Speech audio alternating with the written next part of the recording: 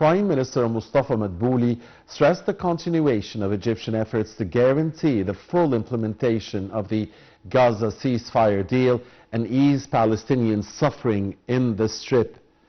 Chairing a cabinet meeting in the new administrative capital, Madbouli underscored efforts exerted by President Abdel Fattah al-Sisi, who is in continuous contact with world leaders and international organizations to discuss the urgent situation in the region.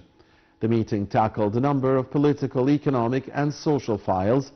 This in addition to reviewing means of implementing different presidential directives for the government in a suitable timeline.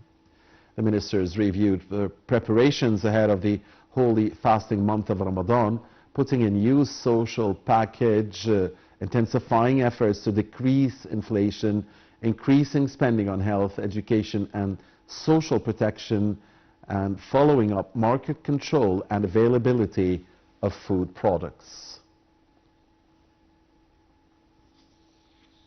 Minister of Foreign, Immigration and Expatriates Affairs Badr Abdel Ati asserted the importance of moving forward in early recovery and reconstruction projects in Gaza without the displacement of its people.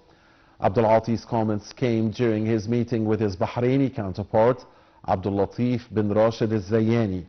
The two foreign ministers highlighted the urgent need to reach a sustainable and comprehensive political solution for the Palestinian cause through the two-state solution and the establishment of the Palestinian state on the 4th of June 1967 lines with East Jerusalem, Al-Quds, as its capital.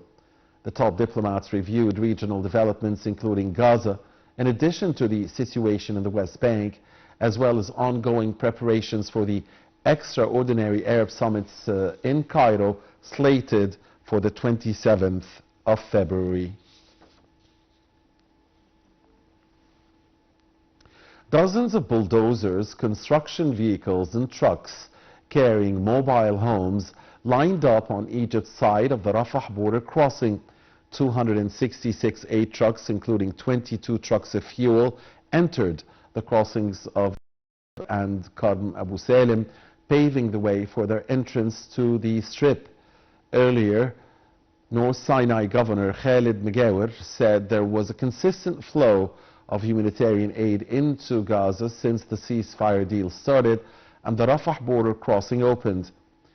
The governor pointed out that the Egyptian side had received 12,000 injured and sick Palestinians, including 2,500 children. According to Megawer, the government had formed a crisis chamber on the state level in all different sectors and ministers under the supervision of security bodies in case the crossing closes. Under an ongoing truce agreement, Rafah has been opened for the evacuation of the wounded and sick. A Palestinian source said mediators had obtained from Israel a promise to put in place a humanitarian protocol starting from Thursday morning, which would allow construction equipment and temporary housing into the devastated territory. Arab League Secretary General Ahmed Abul Ghait reiterated that Gaza is not for sale and that the displacement plans of Palestinians from their homeland are completely rejected. Abul Ghait's comments came during his speech before the Economic and Social Council meetings at the Arab League ministerial level in Cairo. Speaking earlier at the World Government Summit in Dubai, Abul Ghait stressed that moving Palestinians from their land is unacceptable for the Arab world, which has fought this idea for 100 years. He noted that after resisting such a plan for the past decades, Arabs are not about to capitulate in any way now. The Pan-Arab body chief said the focus today is on Gaza and tomorrow will shift to the West Bank, with the clear Israeli objective of emptying Palestine of its historical inhabitants.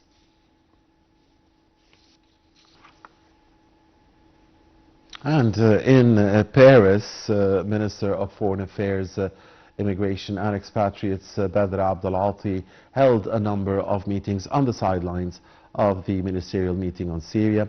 During his meeting with his Ukrainian counterpart, Andrei Sibiha, the top diplomat hailed ties binding the two nations and expressed willingness to push forward bilateral relations in a way that achieves the interests of the two countries. He said Egypt is looking forward to holding political consultations with Kiev and Cairo this year.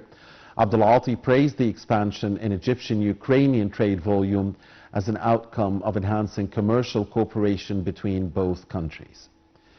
Meanwhile, Minister Abdul Ati held another meeting with his Lebanese counterparts, hailing the Lebanese government reshuffle as an important step in achieving Lebanon's security and stability. The top diplomat expressed Egypt's readiness to provide all support to Lebanon to preserve its sovereignty and unity, and expressed keenness on boosting bilateral relations in all sectors. Abdul Ati also stressed the importance of stopping Israeli aggressions on Lebanon and called for an immediate withdrawal of Israeli forces from southern Lebanon. And back home, head of the National Media Authority, Ahmed al-Muslimani, congratulated all media figures on World Radio Day. Muslimani asserted that the radio would always remain part and parcel of Egyptians' lives throughout generations, and reiterated that the Egyptian radio had witnessed political developments in many events in Egypt and the Arab world. The journalist and writer further stressed the significance of radio's role in supporting the state's plans to realize sustainable and comprehensive development and present a professional and sincere media message that copes with the era's demands, as well as raise people's awareness and their ability to face current challenges. And the Ministry of Religious Endowments held a celebration marking the advent of the 15th night of the Hijri month of Sha'ban. The celebration took place at the big mosque in the new administrative capital. It was attended by Governor of Cairo, Ibrahim Sabir, along with a number of religious figures as well as executive leaders. The celebration shed light on beneficial lessons of the anniversary, which marks the redirection of the Qibla from Al-Aqsa Mosque to Al-Haram Mosque, with its impacts on Muslim souls.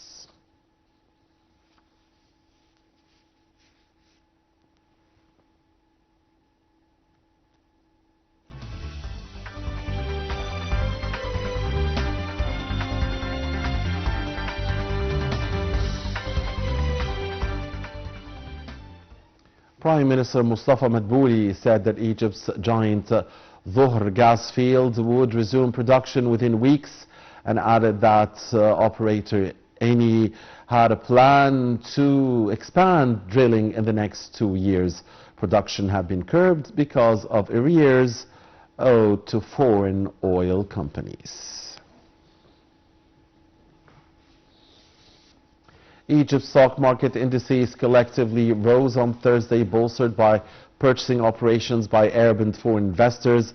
The main EGX 30 index gained 1.13%. The small and medium EGX 70 index added 0.87%, and so did the more expanded EGX 100 index. Overall transactions and dealings within the session reached 119.8 billion Egyptian pounds.